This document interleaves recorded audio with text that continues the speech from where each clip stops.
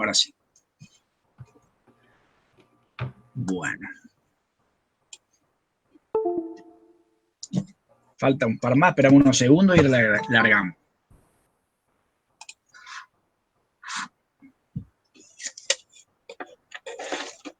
¿Alguna duda que haya quedado el otro día? ¿Alguna pregunta? Profe, tengo una pregunta. Si uno mete materia orgánica o carne caliente en la heladera, ¿cambia el proceso de enfriamiento? O sea, ¿le cuesta más enfriarlo? Por supuesto. ¿Por qué? Porque lo que vamos a ver después se llama carga de enfriamiento. Vos lo que aumentás es la carga. Es como que vos tenés una camioneta y en lugar de ponerle 5 bolsas de cemento le pusiste 40 bolsas. ¿Sí? No te olvides que eso se traduce en evaporar más cantidad, o sea, enfriar más o durante más tiempo el enfriador, y eso se hace con ebullición del refrigerante. Y eso tiene que ser movido por el compresor, o sea que está haciendo trabajar todo el sistema mucho más. Muy buena la pregunta. Voy a romper la heladera. Muy buena la pregunta para justamente aclarar eso. Como dijo recién Guillermo, aumenta la carga térmica, aumenta la carga que nosotros le ponemos y en realidad no le hace bien. No le hace bien porque justamente al aumentar la carga hay una evaporación mayor y el compresor tiene que absorber esa evaporación. Quiere decir que el compresor está trabajando con mucha exigencia. Cuando los sistemas frigoríficos, muchas veces suele pasar esto. Vamos a suponer, le doy un ejemplo, una cámara frigorífica de un frigorífico, de un supermercado, lo que sea. De golpe se le carga carne caliente, pasa esto. Entonces, en el sistema, en el circuito de refrigeración, se coloca una válvula que se llama válvula QBL, que regula el retorno de gas al compresor. Entonces, cuando yo aumento la presión en el ciclo en la parte de baja, digamos, la presión de evaporación, lo cual me está indicando que hay un mayor caudal de gas, hay un mayor volumen de gas en el sistema, circulando en esa zona, la válvula QBL lo que hace es cerrar para que el compresor siga trabajando a su mismo régimen y no sufra este tipo de contratiempo. Después lo vamos a ver más detalladamente, pero eso es para aclararle más o menos. Espectacular. Perfecto. Bien, gracias Mariano. En cuanto a las preguntas que ustedes van haciendo, se va nutriendo todo esto más de conocimiento o de experiencia por parte del profe, por ejemplo, que les puede ayudar un montón. ¿Sí? Bien. En la clase pasada habíamos empezado, hablamos mucho del ciclo, ¿se acuerdan? Del agua, que habíamos nosotros usado ese para el tratamiento del vapor, y usamos el mismo diagrama de Molière, que se llama diagrama de Molière, para los gases refrigerantes. No se olviden que después vamos a ver ese tema también, un tema que se llama refrigerantes, lo vamos a ver. Lo que sí nosotros vamos a ver acá son ciclos saturados simples. Eso es lo que esos son los ciclos que nosotros vamos a ver en este tema debido al tiempo escaso que tenemos. ¿Qué significa eso? Lo habíamos visto, que son dos puntos de saturación, el 1 y el 3, ¿sí? Donde yo tengo, en este caso, ¿sí? ¿Cómo se llamaba el punto 1? ¿Qué cosa es saturado? ¿Líquido o vapor? Líquido. El líquido está del lado izquierdo, acá está el líquido. Acordate que era lo inverso de la caldera. Claro, ustedes todavía tienen la idea de la caldera, ojo. Acá tenemos gas saturado. No, ¿sí? Pero no importa el tema si tienen el inverso de la caldera, eso. Fíjense el diagrama ustedes, y fíjense la forma del diagrama, y ubíquense cuál es la línea de líquido saturado y cuál es la línea de vapor saturado. ¿Está? Y después las curvas de título, que están ahí abajo, que están indicadas. Fíjense que el punto 1 no puede ser nunca líquido, ¿estamos de acuerdo? Es vapor saturado seco, en este caso. ¿Está? Está en la línea de saturado. Tal cual. Esta es la línea de saturado. Esta que está acá. Ahora justamente vamos para atrás, que ahí yo le había puesto un dibujito de eso. ¿Ven? Acá tenemos. Yo me basé en un refrigerante, puede ser de cualquiera de lo mismo, ¿eh? Yo elegí el 134, pero puede ser cualquier otro, Está ¿sí? bien, está bien, está bien. Acá nosotros tenemos, por varían ejemplo, las presiones y la ubicación. exacto. ¿No?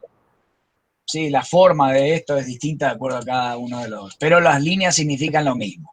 Habíamos visto en la clase pasada que estas son las isotermas, ¿sí? Las isotermas, ¿se acuerdan que era de una forma así, ¿sí? Acá, hasta acá, así, ¿sí? Después acá tenemos las adiabáticas, son isotrópicas, pero nosotros con saber que son adiabáticas es suficiente, ¿sí? Para no complicarle más la historia. Entonces ahí estas son de volumen específico o inversa a la densidad que hemos visto, son curvas las que van a encontrar en los gráficos, ¿sí? Después acá tenemos, fíjense, como para recordarles justamente lo que le decíamos recién, esta es la curva del líquido hasta acá, es la curva del líquido saturado, toda esta, quiere decir que el líquido es líquido hasta acá. A partir de acá empieza a transformarse en vapor, donde acá es totalmente vapor. Por eso esta línea se llama línea de vapor saturado. Hasta ahí es totalmente vapor. ¿Qué quiere decir? Que mientras está cambiando de fase no hay variación de la temperatura. Cuando es una sustancia pura, ¿no es cierto? Como un refrigerante en particular. Ahora cuando veamos mezcla de refrigerante vamos a ver que esto tiene una caída, un vide que se llama, después vemos. Por ahora es así, ¿sí? Y acá tenemos totalmente líquido hasta acá, igual que como cuando habíamos visto en caldera, ¿sí? Acá va de vapor a líquido, acá va de líquido a vapor, esto es ebullición, vapor sobrecalentado, acá en toda esta región de derecha, región izquierda de subenfriada, quiere decir que yo tengo líquido, donde si yo le varío, o sea, si yo le agrego saco calor, varía su temperatura. Acá tengo gas sobrecalentado, donde si yo le agrego saco calor, varía su temperatura. Eso es sensible. En toda esta zona interior acá, yo si le agrego saco calor, es un calor latente que se llama. Quiere decir que ese calor que yo saco o agrego sirve para cambiar la fase del fluido que yo tengo acá. Y por eso se le llama fluido en termodinámica. Porque por ahí hay casos como estos donde yo tengo un poco y un poco. Por eso el nombre de fluidos. ¿Está? Porque yo no sé si hay un poco de gas y un poco de líquido. Entonces, ambos son fluidos. ¿Va hasta acá, chicos? ¿O estoy hablando en turco yo? Sí, sí, va, profe. Bien. Hasta acá habíamos llegado, donde presentamos acá el ciclo en un diagrama. Esto saqué de un libro. Acá está el condensador. Acá estaría. Esta sería la línea que representa energéticamente el trabajo del condensador. ¿Sí? ¿Qué quiere decir? Que de 2 a 3 yo le estoy extrayendo calor a esto, al fluido, y se convierte en líquido cuando llega al punto 3, líquido saturado, ¿sí? A una cierta presión elevada dada por el compresor. Una vez que pasa por la válvula de expansión, imagínense con es un huequito muy chiquito, es un orificio muy pequeño por donde pasa ese líquido, y a medida que va pasando, algo de él va empezando a cambiar de fase. ¿Sí? Va comenzando su ebullición. Cuando llega a 4, hay una parte, o sea, tiene un cierto título. Hay una parte que ya hizo ebullición y hay otra que le queda un resto todavía para seguir haciendo ebullición dentro de un recinto donde nosotros queremos, que es el evaporador. ¿Sí? Por eso, normalmente en la salida de las válvulas de expansión van a ver que se forma como hielo o está a muy baja temperatura porque ya el fluido empieza a hacer ebullición. ¿Sí? Profe, Sí. algo que como que no me cuesta ubicarme. En la heladera, lo que está atrás, el radiador, lo que todos le dicen, ¿es el Condensador. condensador o el evaporador? No, el condensador. ¿Sí? ¿El condensador? Exacto. No Bien. se olviden, fíjense la isoterma, voy a cambiar de color un poquito acá. La isoterma esta es esta. ¿Sí? Esto es toda una misma temperatura. Esto acá sería más o menos para una heladera 50 grados centígrados. ¿Se acuerdan de la clase pasada que yo necesariamente tengo que llevar a una temperatura alta para poder hacer que el propio aire exterior extraiga calor porque está a menos temperatura que la que yo provoqué con el compresor debido a la alta presión? Entonces, sí o sí, ustedes fíjense que ponen la mano y les quema atrás. ¿Por qué? Porque el compresor hizo el trabajo para llevar ese gas a una temperatura alta, que si yo hago esta isoterma puede llegar a ser como de 100 grados centígrados inclusive. ¿Sí? Una temperatura muy alta para lo que es este equipo. O sea, ¿sí? aumenta la temperatura debido a la presión del compresor. Exacto. O sea, al comprimirlo adiabáticamente, vamos a suponer que trabaja en forma diabática, esto es una diabática, al comprimirlo eleva su temperatura por la propia cercanía que hay de las moléculas y por la excitación que tienen las propias moléculas al estar una al lado de la otra y transformar ese trabajo que le da el compresor en acercamiento, ¿sí? Y en los choques que hay contra las paredes de los recipientes. ¿Sí? Entonces todo eso hace que aumente la presión y por supuesto, como estamos en una región de gas sobrecalentado, va a aumentar la temperatura también. El trabajo que va a tener que hacer, bueno, el trabajo por decir, la función que va a tener que hacer el condensador va a ser enfriar ese gas que está sobrecalentado hasta el punto donde si sigo enfriando, se condensa. Es más, eso es lo que tiene que hacer. ¿Sí? Sigo enfriando, inclusive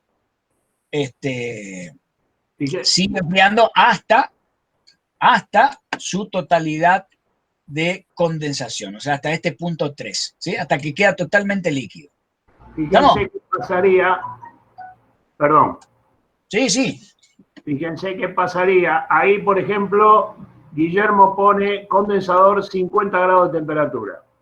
Cualquiera que analiza el tema de refrigeración sin entender mucho dice, bueno, pero entonces a mí, si yo quiero condensar, me conviene bajar esa temperatura. Me conviene irme a 30 grados, 32 grados, 25 grados. ¿Para qué quiero llegar a 50? ¿Para qué quiero hacer que la máquina, el compresor en realidad, levante su presión produciendo una mayor carga, un mayor consumo en kilovatios, etcétera, etcétera?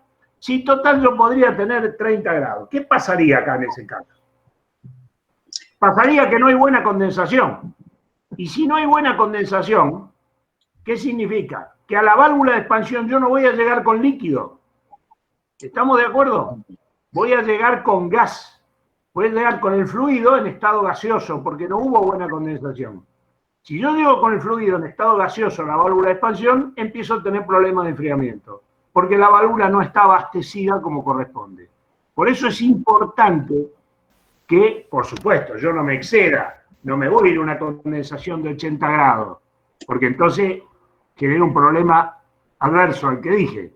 Pero tengo que estar dentro de los rangos que a mí me permite poder hacer la condensación del gas que yo estoy utilizando. Cada gas tiene una temperatura de condensación ideal. ¿Estamos de acuerdo?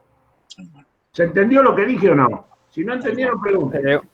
Una pregunta. O sea, si la temperatura del condensador es menor a la temperatura ambiente, no se condensa bien y llega gas. No hay buena condensación, por supuesto. O solamente va a condensar bien en invierno. ¿Te das cuenta? O sea, un condensador que intente condensar a 30 grados centígrados puede andar bien en San Luis, Río Negro, donde la temperatura normal del ambiente es menor que esta. Siempre la transferencia de calor va de una temperatura menor a una temperatura mayor a una temperatura menor. ¿Saben por qué le hice esa aclaración?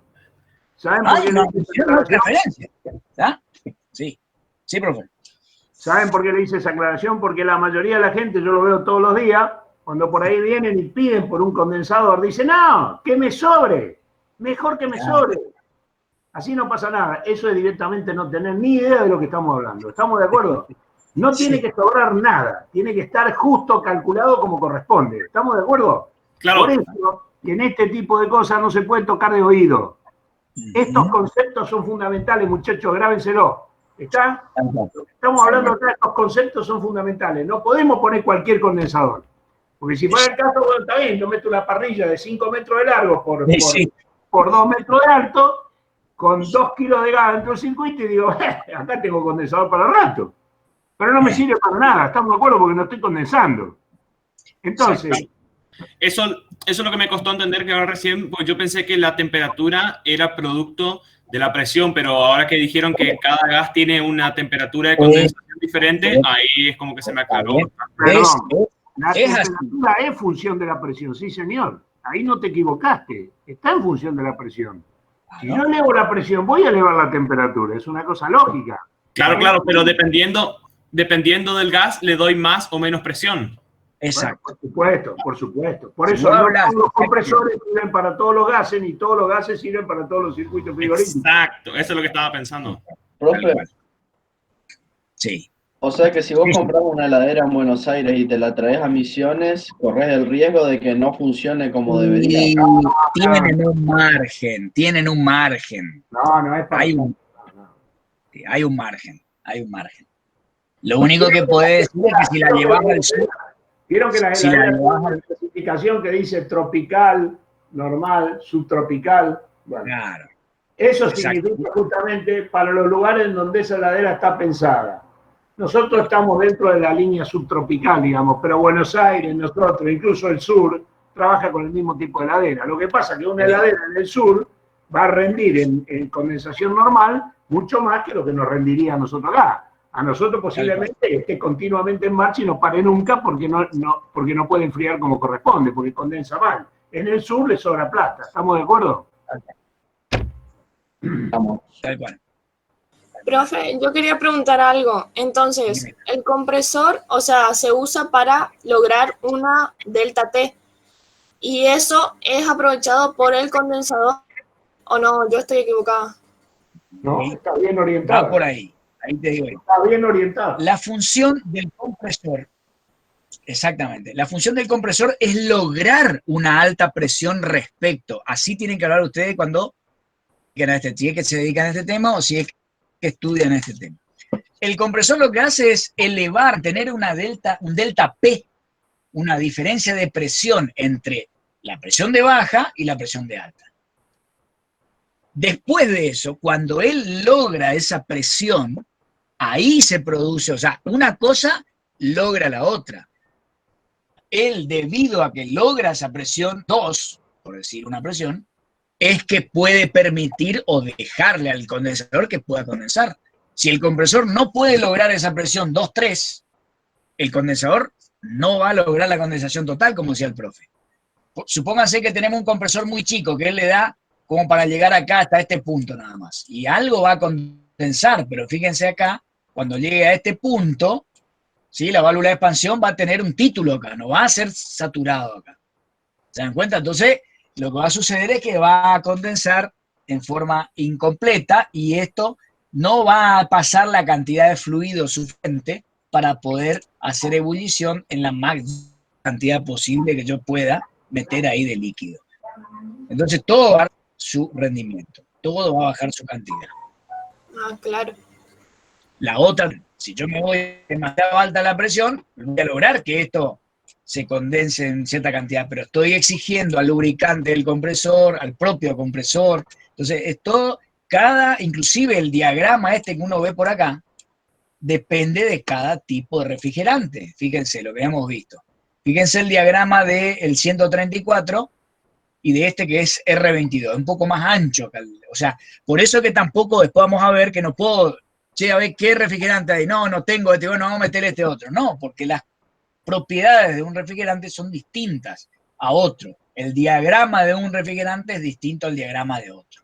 ¿Sí? Entonces, todo eso hace a que por ahí tengamos que tener ojo en qué es lo que estamos haciendo. ¿Sí?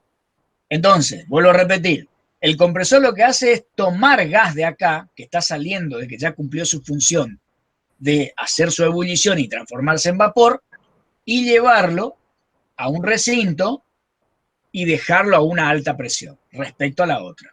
Entonces, al darle esta presión, al darle estas condiciones, este estado 2, por ejemplo, 70 grados centígrados, ¿sí? Lo que hace es tener cierto delta T o diferencia de temperatura con el ambiente que rodea ese serpentino, ese caño. Entonces, el ambiente, que sería la fuente caliente, absorbe calor porque pasa calor desde la parte caliente a la parte del ambiente, por esa diferencia de temperatura que hay. ¿Sí? Y ahí es donde toda esta energía que yo absorbí acá abajo es transportada por el compresor y tirada hacia afuera. ¿Sí? ¿Por qué? Porque yo logré una temperatura mayor, en este caso que estamos hablando de aire ambiente y circulación natural, yo logré una temperatura mayor que la del ambiente, entonces lo que hace el ambiente es enfriar esa que ustedes le llamaron parrilla, enfriar el condensador. Ahí donde ustedes ponen la toalla, la zapatilla atrás, ¿sí? Mientras esté mojada, anda bien, pero después están entorpeciendo la circulación de aire. ¿Sí? ¿Por qué? Porque debe circular aire para enfriar el gas que está circulando por ahí adentro, y cuando llegamos a cierto punto de enfriarlo, se empieza a condensar. O sea que al final, en el punto 3, yo tendré líquido saturado, o sea, totalmente líquido, que era lo que yo quería. Pues yo por la válvula de expansión tengo que hacerse líquido. Después, si se expande y se empieza a convertir en gas, bueno, ese es otro problema. Yo tengo que hacer circular por la válvula de expansión líquido. ¿Vamos o menos, chicos? ¿Se va entendiendo o no? Profe, ahí Klimber preguntó, entonces, si está mojado, ¿ayuda la refrigeración? Por supuesto, al condensador lo ayuda. Sí, Siempre que no exageres. a la condensación. Yo te diría, claro, yo te diría que si tenés, qué sé yo, el aire acondicionado encendido, ojo donde tirás el agua, y vos le tirás en el serpentín del condensador, le tirás un poquito de agua, le rociás un poquito de agua, lo que estás haciendo es ayudar a subenfriar, o sea, llevar este punto 3 por acá. ¿Sí? Si bajás más la temperatura de lo que le da el ambiente, al mojar el serpentín del condensador, vos lo llevas a este punto. O sea, a otra isoterma que es más baja. ¿Y qué es lo que sucede cuando pasa por la válvula de expansión? ¿Qué aumentó acá? Este tramo. Entonces, tenés mayor capacidad de extraer calor por parte del evaporador. O sea, su fruto va a ser acá abajo. ¿Está? El fruto de haber subenfriado se ve acá en la capacidad que tiene el evaporador de evaporar mayor cantidad o de absorber mayor cantidad de calor. Este es su enfriamiento. Y eso es lo que vamos a ver en un ratito. Este subenfriamiento que le está marcando, este subenfriamiento que está diciendo Guillermo, en los circuitos frigoríficos, yo lo hago normalmente cuando estamos trabajando con ciclos de baja temperatura, de congelado, por ejemplo. ¿Por qué? Porque necesitamos aumentar el rendimiento del compresor. ¿Está? Entonces subenfriamos. No solo subenfriamos o sea, el subenfriamiento no se da sobre todo en la línea del condensador, como ustedes están viendo, sino que subenfrío a través de un juego de cañerías que hago pasar por las cañerías de retorno del compresor. Pero para no confundirlo, después lo vamos a ver. Después lo vamos a ver bien. Eso después lo vamos a ver. Y con eso aumento, fíjense, ese pedacito en azul que agregó acá Guillermo, yo estoy aumentando, ¿qué cosa? La succión del compresor, o sea, estoy aumentando la cantidad, el caudal, el rendimiento volumétrico del compresor, para hablar bien. Estoy aumentando el rendimiento volumétrico. Al mismo compresor le estoy sacando un mejor rendimiento, porque logré hacer un subenfriamiento. Ahora enseguida vamos... Exacto. Ahora enseguida vamos a ver que esto acá se llama epsilon y vamos a ver, se llama efecto refrigerante y vamos a ver qué significa eso, ¿sí? Bien. Justamente ahora analizamos eso. Bien, ahora empezamos a analizarlo desde el punto 4 al 1. Del evaporador. ¿Sí? Entonces, ¿en qué consiste? Después vamos a ver, el tema de evaporadores es un tema que vamos a ver. ¿Sí? Pero por ahora, analizándolo desde el punto de vista del ciclo, vamos a ver qué función cumple. ¿Está? Los modernos sistemas de refrigeración por compresión se basan en la propiedad de los líquidos en absorber grandes cantidades de calor a medida que se produce la evaporación de los mismos. Eso es lo que estábamos hablando desde el principio. La gran capacidad que tiene un líquido, en general, un líquido, cuando está en ebullición, es esta parte de la campana. La vio cuando cuando vimos agua. ¿Sí? Que yo aprovechaba a cargar de energía a todo hasta acá cuando se estaba transformando de fase. Lo mismo sucede acá. Lo único que acá va, el circuito se recorre ahora. Porque ahora la ebullición está hacia la derecha, acá abajo. ¿Sí? Esta la recorrida del ciclo va en antihorario. ¿Sí? Entonces, como les decía, esta parte 4.1 la cumple el evaporador, aprovechando la gran cualidad que tienen los fluidos que están en estado líquido, en ebullición, de absorber gran cantidad de energía sin variar, en forma latente, ¿sí? Grandes cantidades de calor a medida que se produce la vaporización de los mismos. Un intercambiador de calor se llama así, denominado evaporador, toma cierta cantidad de calor de una fuente fría o lugar que queremos mantener a baja temperatura. O sea, lo que vamos a ver es el cuarto que voy a enfriar. Vamos a suponer que acá tengo el producto, ¿sí? Y el serpentín, que es el evaporador, es por donde está circulando el fluido en ebullición. ¿Sí? ¿Cómo se logra esa ebullición? Como ya hablamos previamente.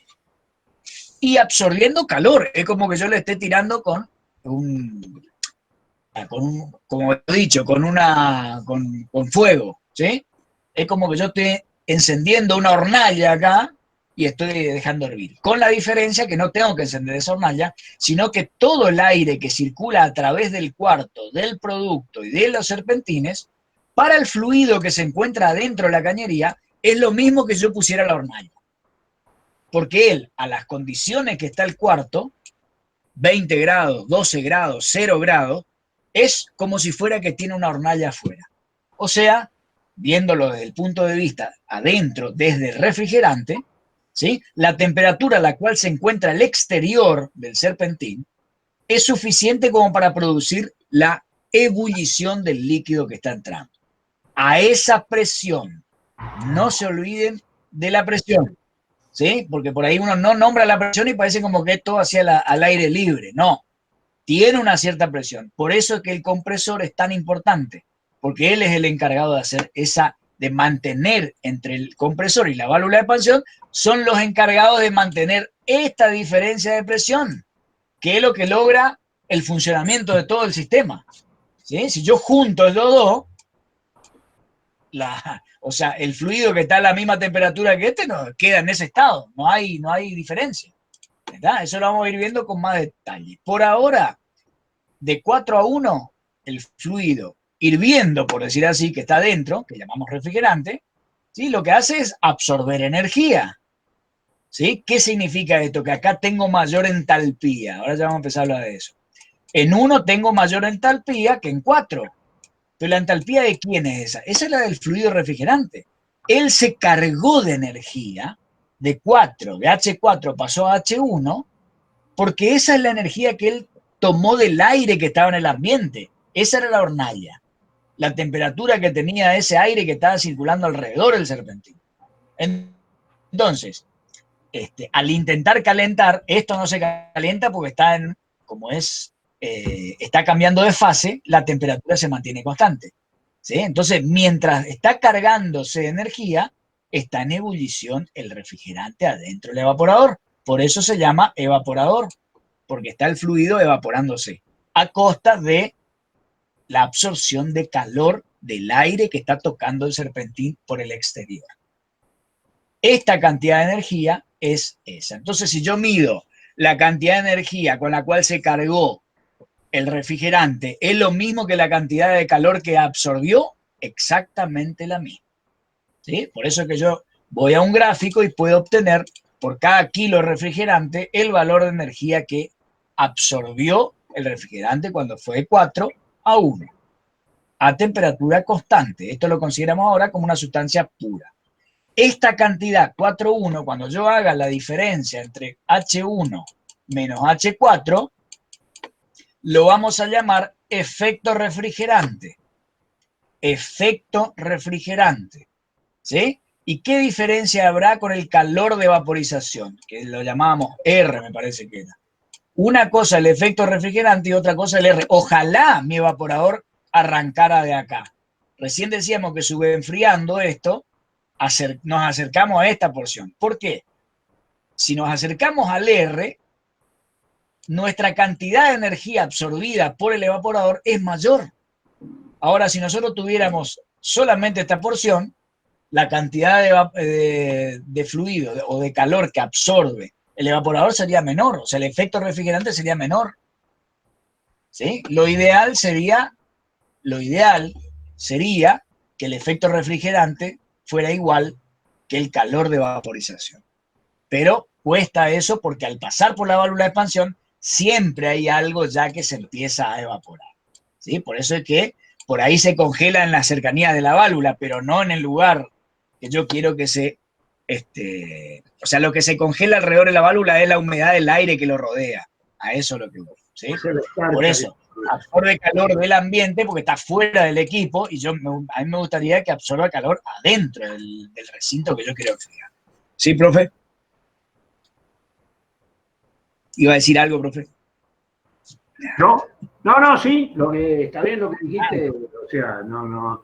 Después vamos a ver que también la ubicación de la válvula en la entrada del evaporador tiene mucha importancia. ¿Dónde yo ubico la válvula y cómo hago para distribuir lo que sale de la válvula? ¿Está? Si yo quiero tener una buena evaporación, sobre todo en los evaporadores de tipo industrial, en los evaporadores más grandes, tengo que tener una distribución muy pareja de toda la serpentina para que absorba la máxima cantidad de calor en el menor tiempo y con el ciclo, digamos, dentro de lo que es el ciclo para el gas que estamos utilizando.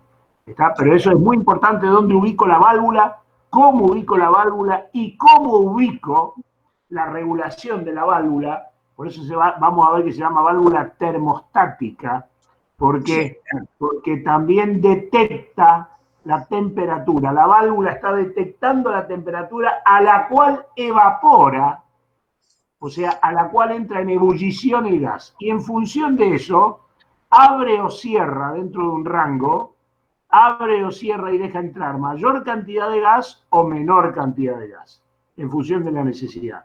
Pero no me quiero adelantar demasiado, es para que ustedes vayan entendiendo. Sí, vamos a llegar ya a válvulas en un tiempito y ahí van a ver bien lo que le dice el profe, la importancia que tiene. ¿eh? Bien, si aplicamos el primer principio de termodinámica, la suma de las energías siempre da un balance. Un ciclo ideal como este, puedo hacer un balance, como para arrancar una idea, puedo hacer un balance donde la energía saliente es igual a la energía entrante. ¿Qué quiere decir? Que toda la cantidad de calor que debe expulsar el condensador va a ser igual a la suma de lo que absorbió el evaporador más la cantidad de calor correspondiente al trabajo realizado por el compresor, más la cantidad de calor correspondiente al trabajo realizado por el compresor. Chicos, ¿ustedes están grabando las clases? Yo digo por el bien de ustedes, porque por ahí decimos cosas que son muy importantes y les digo, el profesor puede por ahí aseverar. La manera que nosotros le estamos dando este curso es como un curso de... Nivel terciario, ojo, Nivel terciario. Esto no es una materia, es más que una materia común y corriente. ¿eh? Por eso le digo, traten de aprovechar. Pues con esto pueden tener toda la base teórica para dedicarse a ser técnico de refrigeración. ¿eh? Así que ojo con eso. Nosotros no somos alumnos normales, profe, nosotros ya sabe cómo es nuestro curso. Bueno, por eso mismo les doy estos temas, le estamos dando estos temas así. Bien. Entonces, ¿qué cálculo vamos a tener que hacer en el evaporador? Diferencia de entalpías. ¿Sí? Acá podemos hablar, como habíamos dicho el año pasado en termodinámica, podemos hablar solamente de cantidad, esto serían joule por kilogramo, o si queremos hablar de potencia frigorífica, hablamos de Q punto. ¿Sí? Q punto. O sea, el caudal másico de refrigerante por el efecto refrigerante. Y ahí vamos a tener, qué sé yo, cuánta potencia frigorífica necesitas tener en el evaporador, o cuánta potencia necesitas evacuar, y bueno, tantos watts. ¿Eh? Eso es lo que ustedes escuchan cuando por ahí el vendedor dice, no, este aire acondicionado es de 3000 watts, o lo que sea, ¿sí? Bueno, eso es la potencia frigorífica que es capaz de evacuar. A eso se refiere. ¿Está? Entonces, eso es en unidades de potencia. O lo pueden dejar expresado por unidad de masa en kilojoule por kilogramo. ¿Sí? De las dos maneras. Si van a hacer un cálculo real, lo van a tener que trabajar en potencia. ¿Por qué? Porque así como cuando vimos sistemas abiertos, dijimos, tan importante es la cantidad de masa que circula, eso ahora lo estamos viendo a nivel real, ¿sí? Es fundamental conocer, ¿por qué? Porque yo después tengo que cargar y hacer mover todo ese refrigerante. Yo no puedo decir, no, dejarle expresado por kilo. Sí, bueno, está bien. ¿Y qué cantidad de refrigerante le cargo al sistema? Ah, no sé. Bueno, entonces no puede hacer nada. Entonces, esto me va a dar, una vez que yo lo determine, la cantidad de refrigerante que yo voy a tener que disponer para que logre evacuar esa cantidad de energía. ¿Está? Así vamos avanzando. Ahora viene el famoso compresor. Es la única parte móvil del equipo, es lo que cuando yo enchufo la heladera o enchufo el aire y enciendo, es lo único que se mueve. Es la única máquina que se mueve, que se gasta y que tiene que cumplir todas las necesidades de todo el sistema. ¿Sí? ¿Por qué? Porque él se encarga de extraer ese vapor y remontarlo a una zona donde está a mayor presión. Y continuamente succionar, o sea, así como es importante succionar el gas que ya dejó de hervir, que pasó a ser saturado o inclusive un poquito más sobrecalentado, que ya, entre comillas, no me sirve más en el evaporador. ¿Por qué? Porque un gas tiene muy baja capacidad calorífica. No me conviene enfriar con gas nada más. ¿Sí? El gas tiene muy poca capacidad calorífica. Entonces viene sacarlo, ¿para qué? Para que la presión que yo tengo acá abajo en 4U no empiece a aumentar debido a la presencia del gas. Entonces, a medida que yo voy succionando gas de ahí, permito que se siga evaporando el líquido que está presente acá. ¿Está? Eso es fundamental. Eso ustedes lo tienen, esas cosas tienen que grabarlas. Porque no sé si, o sea, por ahí la vamos a repetir de vuelta, pero esto hace a todo lo que es la base de esto. ¿Sí? La base del funcionamiento. Y esto es lo que, como decía el profe, el que es técnico en refrigeración, porque él escuchó que hacían y mete la gamba hasta el cuello, es porque no conoce este tipo de cosas. Él tiene que conocer eso. Las ¿Está? dudas, Esa es la función del compresor. Y el gas, ¿sí? ¿Qué pasó, Ramón? no, que las dudas se nos van a La aclarar más función, adelante cuando tengamos que hacer el práctico y ahí bien, capaz nos van a por servir las supuesto, clases grabadas. por supuesto. Sí. Bien. ¿Qué es lo que hace el compresor? Lleva gas, ¿sí? Es como una bomba sería, pero en este caso lo que lleva es gas, bombea gas a una presión mayor, ¿sí? Bien. Por eso realiza un trabajo.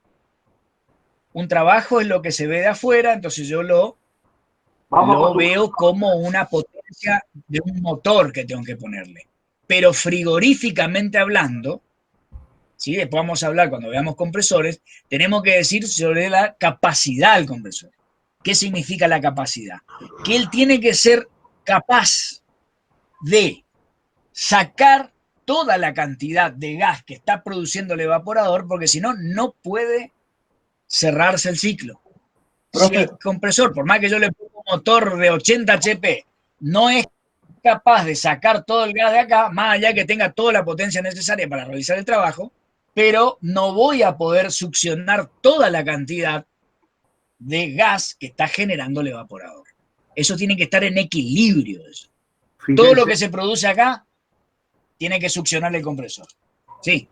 Profe, mi consulta va más acerca de la válvula de estrangulamiento, porque realmente con eso es con lo que, como es, controlamos la presión Sí. a la que va a Ahora, estar. Ajá.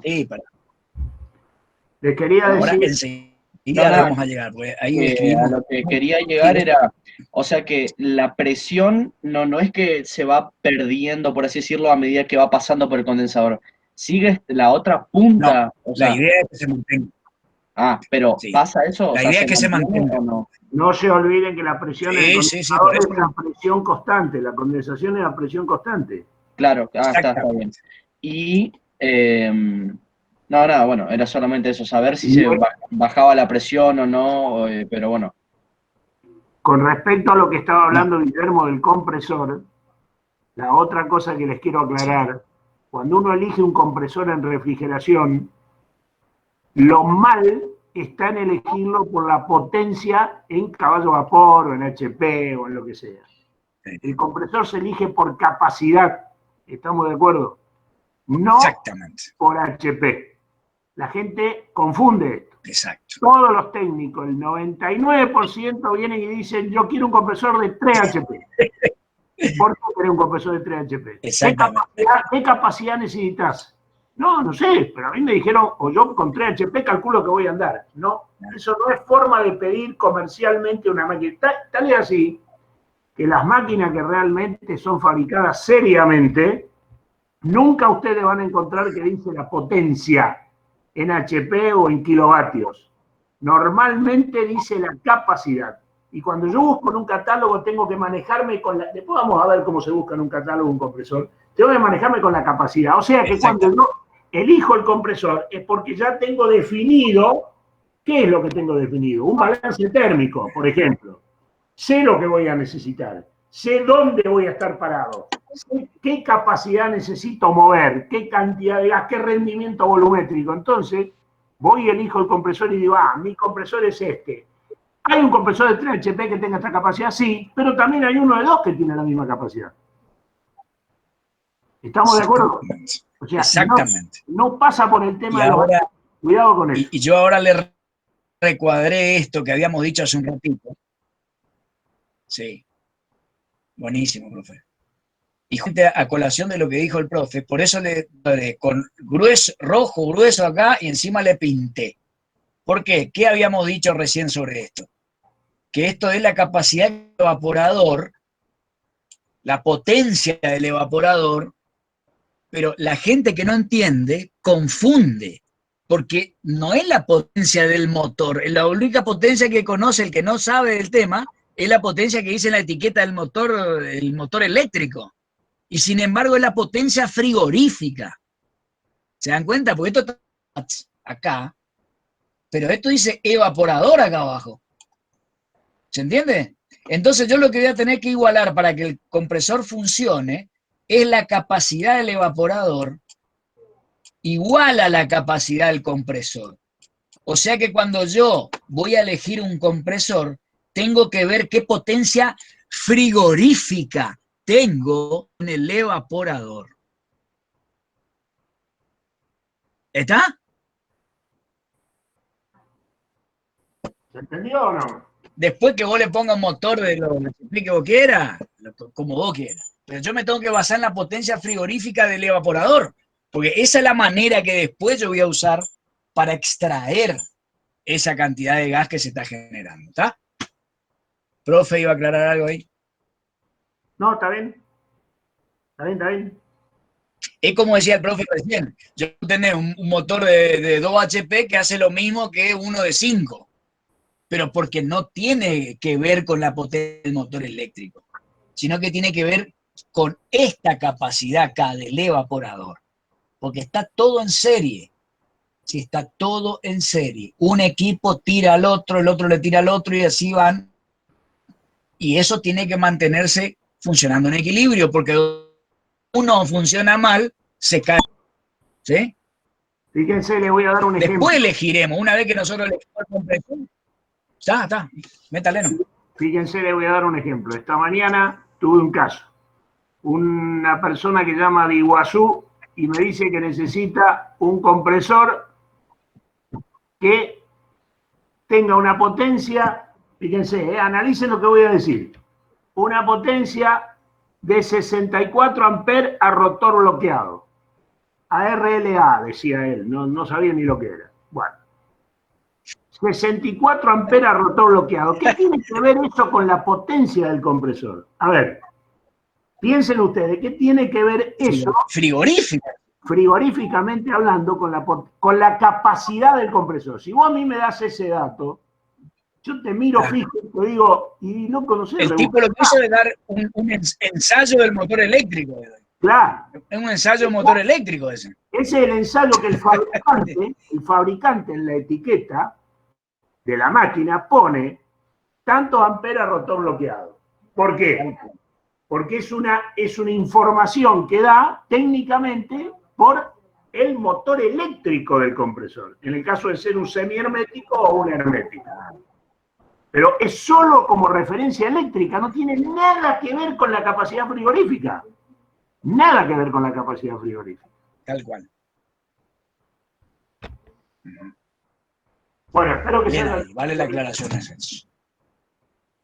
Sí, igualmente lo van a ir viendo a medida que cuando tengan que seleccionar el compresor, por dónde van a empezar y es de igualar la capacidad del evaporador con la capacidad del compresor.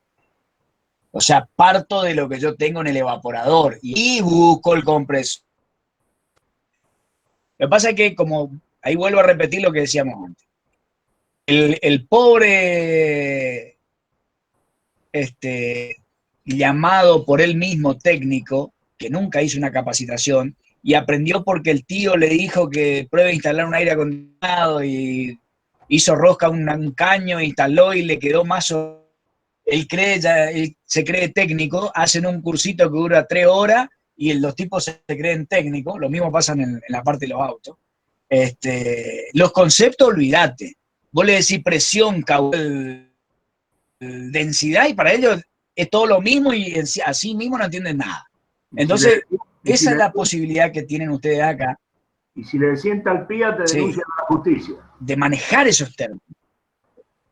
No, sí, saca un arma por la duda, porque piensa que vos le estás queriendo pegar. Y sin embargo, por ahí dice, no, el que es teórico no sirve. Bueno, pero si vos haces, aunque sea con un gráfico como esto que te estamos mostrando acá, aunque sea así, con un gráfico de un ciclo ideal, vas a estar 100 veces más cerca de entender lo que pasa. De un tipo que tiene 20 años de experiencia y no tiene ni lo que es entalpía. ¿Se dan cuenta? O sea, eso es lo que nosotros apuntamos hacia ustedes. Y después está un técnico casi recibido de la EPET que instaló un aire en 31 de diciembre y salió más caro la recarga de gas que la instalaba por un técnico calificado. Bueno, pero tuvo aire. Bueno, por eso hay técnicos que son. Pero no pasó calor el principio del año. Ya ven, ¿qué va a hacer? Muy bien. Entonces acá vemos el trabajo del compresor, que el trabajo del compresor sí nos va a servir para analizar después qué motor eléctrico le ponemos, ¿sí? Pero después ya a nivel de potencia, el trabajo de compresión, que es el que lo voy a sumar a la capacidad del evaporador, va a ser el que después va a tener que absorber el condensador y evacuarlo al ambiente o a algún ambiente, porque hay veces que se enfría con agua, depende de la instalación que tengamos, ¿sí? Bueno, eso es lo que haríamos con el compresor. Bueno, el condensador, como ya hablamos de él, tiene que absorber las energías del trabajo de compresión y del evaporador. Sumada a las dos, tiene que tener una capacidad de disipar toda esta cantidad de energía, ¿sí? Y de acuerdo a eso, seleccionaremos un condensador adecuado, ¿sí? Luego acá tendremos, bueno, acá el cálculo, si se hacen en unidades de potencia, si se hacen en valores específicos referidos a kilogramos de refrigerante, dependerá del problema que tengamos que enfrentar, ¿sí? Esto es toda la cantidad de calor que tiene que extraer por kilo de refrigerante el condensador y evacuarlo. Luego tenemos la válvula de expansión, donde vamos de 3 a 4. En este caso tenemos una transformación, ¿sí?, isoentálpica. Quiere decir que un fluido que pasa por un orificio, no hay en ese instante se puede idealizar de manera cercana a la realidad. En realidad no hay ni un proceso real que sea isentálpico, ¿sí? Es como que el fluido al pasar por una válvula, su entalpía se mantiene constante. Y menos todavía se mantiene cuando está cambiando de fase en su paso. Pero considerándolo aproximadamente isentálpico, no le erramos por mucho. Entonces, de 3 a 4 tenemos que H3 igual a H4. Entonces tenemos un dato más del circuito, ¿sí? Es una válvula de expansión. ¿Por qué se llama así? ¿Por qué? Porque es la que está manejando juntamente con el compresor esa diferencia de presiones que hay entre 3 y 4.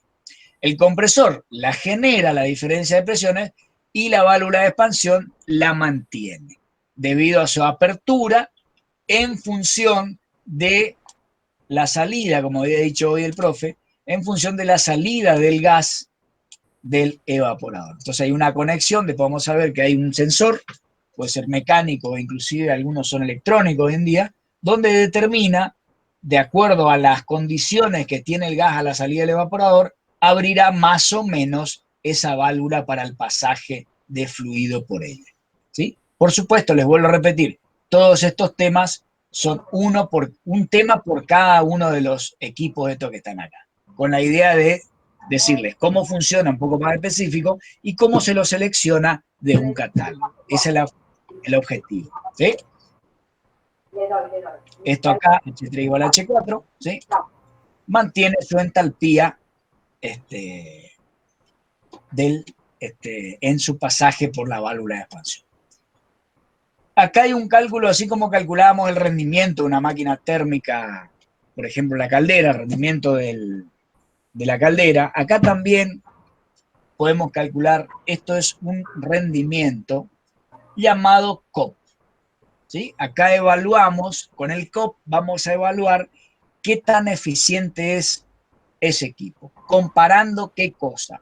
Como siempre, lo que yo saco respecto a lo que yo pongo, ¿sí? ¿Qué quiere decir eso?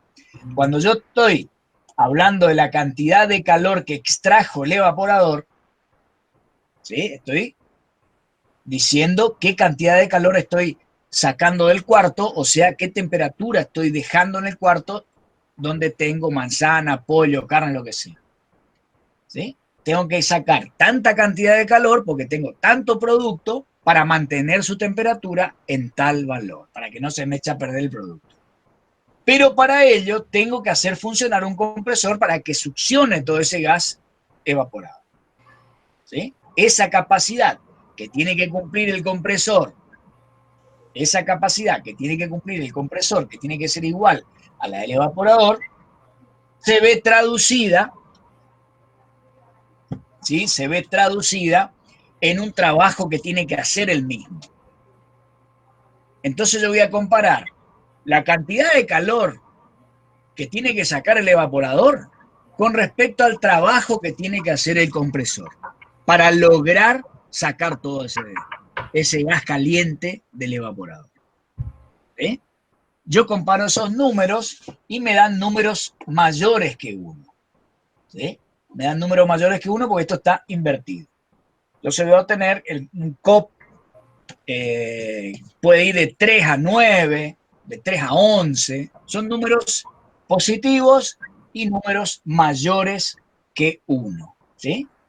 A medida que es más grande el número, el COP es mayor y quiere decir que yo estoy aprovechando más, ¿sí? La energía, ¿sí? O sea, el trabajo del compresor en energía extraída en forma de calor por parte del evaporador. Eso significa que el COP es más grande. Y sale de estas coeficientes de calefacción, de operación y performance. Eso sería. COP, nosotros lo llamamos directamente como COP. Algunos libros lo llaman como coeficiente de operación nada más, etc. Hay muchos términos, muchos valores que por ahí lo van a ver que están en inglés y eso resulta porque los grandes mentores de refrigeración, como Carrier, por ejemplo, son estadounidenses, eran estadounidenses, ¿sí? Así como las RAE, que es el manual, es la Biblia, sería, de refrigeración y calefacción, ¿sí? Es confeccionada en Estados Unidos. Ahí está todo. ¿sí? En el manual Carrier para refrigeración, para aire acondicionado, perdón. Y en el ASRAE, después le voy a pasar el nombre. ¿Sí? ASHRAE. Exactamente, son 4 tomos, ¿sí? Grandísimos. Ahí está todo. Por ejemplo, quiero conservar, qué sé yo, huevos. Hay un capítulo completo que te dice cómo tenés que hacer para conservar huevos, por ejemplo. ¿Sí? Y hay coeficientes, calor específico de un alimento, cómo se conserva, las propiedades de los refrigerantes, todo. Cada tomo se dedica a una parte diferente. Ese sería el ASRAE. Lo vamos a nombrar un poquito más adelante. ¿Sí? Bueno, en definitiva, el COP, ustedes cuando hablan de COP, ¿sí? Están hablando del rendimiento que tiene su equipo de refrigeración. Se puede aplicar tanto a equipos de refrigeración como a equipos de acondicionamiento de aire. ¿Sí? Ahora vamos a ver algunos, como para finalizar, vamos a ver algunos diagramas de algunos refrigerantes, que esto lo vamos a volver a ver luego que hagamos el tema de refrigerantes. Este acá es alguno de los más conocidos, el que le dicen el ecológico, ¿sí? Después vamos a ver por qué. Es el 134A. Yo lo vi que se usa en algunos acondicionadores de aire, ¿sí? En equipos de refrigeración lo vi menos. El profe va a poder intervenir acá aclarando un poco más eso. Acá, más acá para aire acondicionado creo que se usa. Fundamentalmente, ¿sí? El R134 es muy utilizado en el aire acondicionado del automotor. Ese es el gas número 1, digamos. El uso del aire acondicionado del automotor, estamos hablando de media temperatura. También por ahí en baja temperatura hasta un cierto rango, no menos de 10 grados bajo cero. Es un gas puro, ¿está? Y se carga en estado gaseoso o en estado líquido de la misma forma. En circuitos frigoríficos, o sea, en refrigeración comercial, tiene un uso bastante limitado. Puede ser utilizado en heladeras comerciales, pero no en cámaras frigoríficas, mucho menos, porque su rendimiento para bajas temperaturas es medio pobre. ¿Está? Bien. O sea que ese más o menos le estoy pintando muy sucintamente y muy rápidamente lo que es el R134. Perfecto, muchas gracias, profe. Pues lo vamos a ver más detalladamente cuando veamos refrigerante. Fíjense acá, por ejemplo, vamos a hacer acá tenemos bares, acá, ¿sí? Tenemos, por ejemplo, en un bar, vamos a poner 2 bares. 2 bares de presión, menos 10 grados centígrados. ¿Sí? Esta es la condición de este gas a esa presión. Fíjense acá el amoníaco. Acá el R717, vamos a ver por qué se llama 717 después. ¿Sí? ¿Por qué 134 y la letra A? Después vamos a ver todo eso. Fíjense, a 2 bares este está a menos 20 grados centígrados. Y como decía recién el profe, tiene capacidad de trabajar a mucho menor temperatura. En particular, este es el refrigerante que más aprecio, ¿sí? Por sus cualidades acá. Fíjense qué ancha que tiene esta parte. ¿Sí? O sea, su capacidad de absorber calor. El épsilon de este gas es muy grande. Es un gas que tiene muy buen rendimiento. Aparte es un gas económico. ¿Está? Eso. Había perdido uso por un tema de contaminación. Sí. Pero después que se fue mejorando los circuitos y mejorando sobre todo los sistemas de control, este gas ha tomado mucho auge, sobre todo en lo que son líneas pesadas, o sea, en lo que son líneas industriales de refrigeración, como el caso de los frigoríficos, cámaras de baja temperatura en los frigoríficos, en todo ese tipo de cosas. El gas amoníaco es hoy muy utilizado, vuelvo a repetir, porque tiene un costo muy bajo comparado con todos los otros gases que vamos a seguir viendo. Exactamente. Y además el efecto frigorífico es muy bueno. Eso es lo que mejor tiene el efecto frigorífico. Lo único que acá, vamos a ver después, que cuando yo uso amoníaco no puedo usar los mismos compresores o el mismo sistema que uso para los gases freones o para los gases, digamos, monoclorofluorcarbonados. ¿Por qué? Porque ataca el cobre. Entonces acá tengo que trabajar con línea de hierro, los condensadores son de hierro, los evaporadores son de hierro, o sea, de acero. El compresor no pueden ser herméticos o semiherméticos porque ataca la bobina, porque ataca el cobre. Quiere decir que tengo que tener un acoplamiento, ya sea directo o por correa, con un motor eléctrico que mueva el compresor. El otro problema que tienen un volumen bastante más grande que los otros. ¿Por qué? Porque el coeficiente específico y además el volumen que ocupa este refrigerante es muy grande comparado con los otros gases. Entonces un compresor de 5 HP de amoníaco parece un compresor de 50 HP que es el R22. Tal cual, tal cual. Por eso le señalé esta parte acá, para decir que esa es una desventaja, como decía el profe recién, de que cuando se transforma en gas, ocupa un volumen mucho más grande que los otros. Esa es la desventaja que tiene el amoníaco. Y como decía el profe, también que corroe al cobre, ¿sí? Bien, después lo vamos a ver en refrigerante ese tema. Por ahora le queríamos mostrar simplemente acá los diagramas. Este fue muy usado. Teóricamente estaría no prohibido, prohibidísimo este acá, ya el R22, ¿sí? Por su contenido de gases nocivos para la capa de ozono. Porque ¿sí? tiene cloro, ¿está? Sí, este tiene tiene moléculas de cloro. Exacto. Este gas se llama monocloro difluormetano. Ese es el nombre, digamos, de este gas a nivel químico. Tal cual. Tiene menos cloro que lo que tenía el R12 o lo que tenía el R502, pero igualmente tiene cloro y ataca la capa de ozono, porque las moléculas de cloro, al combinarse con el ozono, son ácidas y, bueno, trae problemas de lluvia ácida en la atmósfera. Tal cual. De todos modos, por lo menos por 10 años más se va a seguir usando.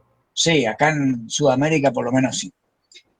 Bueno, chicos, hemos terminado el tema de ciclos. Cualquier duda, por eso les decía, repásenlo, mírenlo, el apunte está subido al Classroom. Le voy a sacar, acá tiene una actividad que nosotros normalmente llegábamos hasta ahí antes, pero yo le voy a sacar la actividad porque está todo focalizado en el trabajo práctico que le dimos. Así que, bueno, esto es lo último de este tema. El próximo tema es carga de enfriamiento y después vamos a ver, o refrigerante. Voy a ver cuál le tengo mejor engatillado. Capaz que demos refrigerante en la próxima clase y vamos a tratar de liquidarlo, mejor dicho, en una clase sola. Mejor ¿sí? sería refrigerante, así que después cuando vemos carga de enfriamiento podemos ver el análisis de refrigerante. Exacto. Sí, mejor así. Entonces el próximo tema, que lo vamos a dar el lunes, va el tema de refrigerante. ¿sí? Vamos a ver la nomenclatura, cuáles son los efectos nocivos de algunos, qué se usan hoy en día. Y después de eso hacemos el trabajo práctico. Ese es el punto Ya, número 1. Ya después de eso, claro, ¿ven? Ya podían ir, o sea, ya teóricamente pueden empezar a hacer el práctico, ¿sí? Y ahí van a empezar a consultar, ¿estamos? Bueno. Bueno, chicos, gracias, profe. Buenas noches. Buenas noches. Nos vemos, profe. Gracias por su tiempo. Buen fin de semana. Gracias. Nos vemos. Chao.